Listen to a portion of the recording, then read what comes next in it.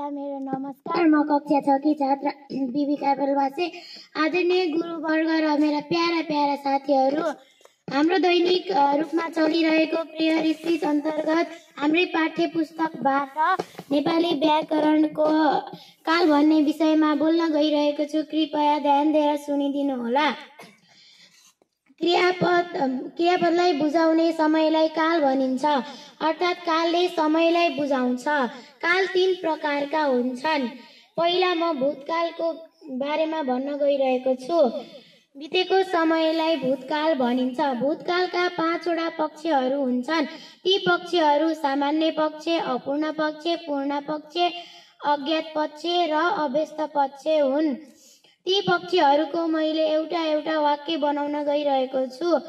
सामान्य पक्षमा राम घर गयो, अपूर्ण पक्षमा राम घर जाँदै थियो, पूर्ण पक्षमा राम घर गएको थियो, अज्ञात पक्षमा राम घर गएछ, अव्यस्त पक्षमा राम घर जान्थ्यो। भूतकालपछि म वर्तमान काल भन्ने विषयमा बोल्न गइरहेको छु।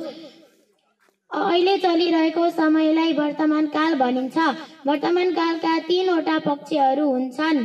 ती पक्षहरू सामान्य पक्ष, अपूर्ण पक्ष र पूर्ण पक्ष हुन्। ती पक्षहरूको मैले एउटा वाक्य बनाउँछु।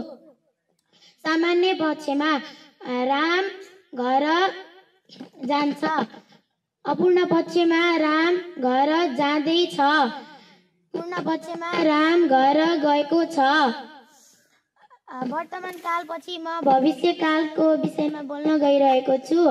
भविष्य कालका 3 वटा पक्षहरू छन्। ती पक्षहरूको एउटा वाक्य बनाउन गइरहेको छु।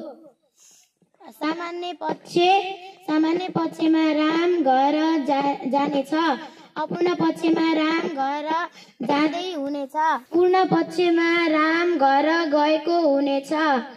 यो काल भन्ने विषय कुनै नौलो विषय त होइन। म भन्दा ठुला दाइ दिदीहरूले पनि जानेकै विषय हुन सक्छ। यति भन्दै मेरा 2-4 शब्द यही टुङ्गाउन चाहन्छु। हस्त, धन्यवाद।